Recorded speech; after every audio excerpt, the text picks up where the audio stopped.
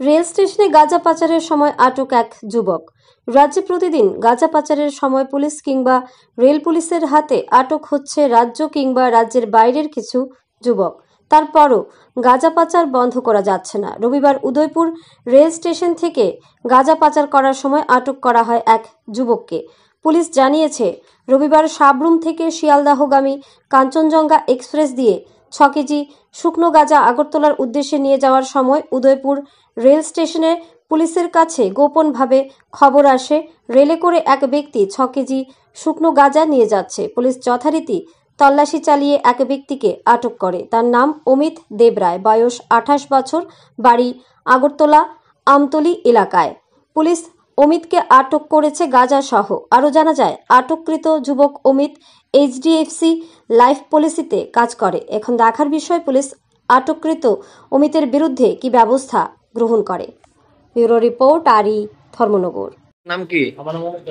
বাড়ি কি লিখা দোষ তোমারে?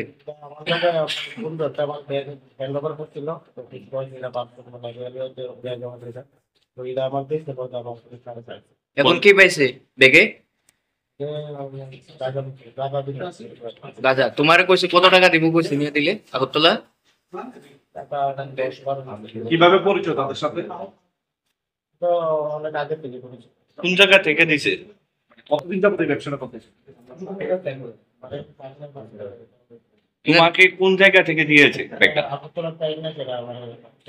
গাড়ি দিয়ে নিয়ে দিছে উদয়পুরে, রেল দিয়ে যাওয়া লেখা। আচ্ছা, রেল দিয়ে কই নিবা? কি কাজ করো তুমি? কোন ব্যক্তি? এইচডিএফসি ব্যাংকে। আচ্ছা, কোন জায়গায় রেজিস্ট্রি? উদয়পুর না আগরতলা নাকি কোন জায়গায়?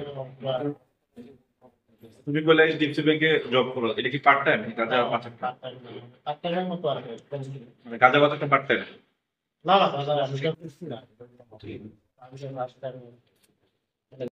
স্টাফকে আপনারা গ্রেফতার করলেন মূলত কি কারণে? অ্যাকচুয়ালি আমরা আজকে খবর পাইলাম, আমরা প্রথমটা আইসির কাছ থেকে যে আজকে ডিটেইন করা হয়েছিল পুরো সাস্টেইনেবল কন্ট্রাব্যান্ড আইটেমসের সুবিধা। এই খবর শুনে আমরা আসার পরে আমরা কারবাই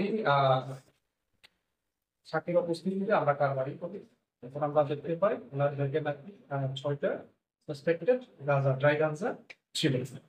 কত কেজি হবে এটা? একটা প্যাকেটের মধ্যে প্রায় 1 কেজি সামথিং, 6 কেজি। প্রাথমিক জিজ্ঞাসাবাদে কি উঠে আসছে, কি পরিচয় দিচ্ছে? পরিচয় দিয়েছে উনি নাকি লাইফ ইন্স্যুরেন্সে, এইচডিএফসি লাইফ ইন্স্যুরেন্সে কাজ করে কর্মরত, কিন্তু এটা ইনভেস্টিগেশনে আসবে যে মেবি আসলে নাকি বাসা হচ্ছে আগরতলা। তার কাছে এইচডিএফসি ব্যাংকের মানে লাইফের জীবন বীমার পরিচয়পত্র পাওয়া গেছে, সঙ্গে দেখলাম।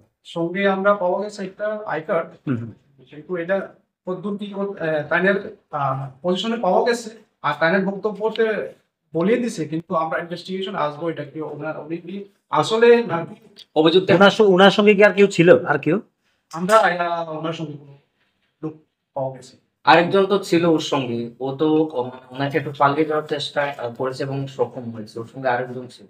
আমরা অ্যাকচুয়ালি ইনফরমেশন পাইয়া আসার পরে আমরা এখানে ডিটেইল অবস্থাতে মূলত উদয়পুর স্টেশন ধরে কোথায় পাচার করার উদ্দেশ্যে যাচ্ছিল? উনি বলছে ট্রেনে যাবে, ট্রেনে ঘুরে দেশে তো এটা কোনো বলতে ট্রেনে যাবো, কিন্তু ট্রেন টিকিট ওনার কাছে আমরা পাইনি।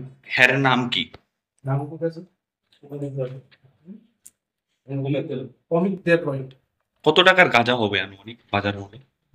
অ্যাকচুয়ালি আমরা হিসাব করে দিতে পারতাম না। আপনারা যে এই অভিযানে কি গেছিলেন? অভিযানে আসলে আমরা রেলওয়ে আইসি গৌতম দেববর্মা স্যারের সাথে মেইন অভিযান মধ্যে আসেন। আর আমরা আরকেপুর থানা থেকে কামরুল ইসলাম, এসআই ছিলাম, আমাদের কনস্টেবল ছিল।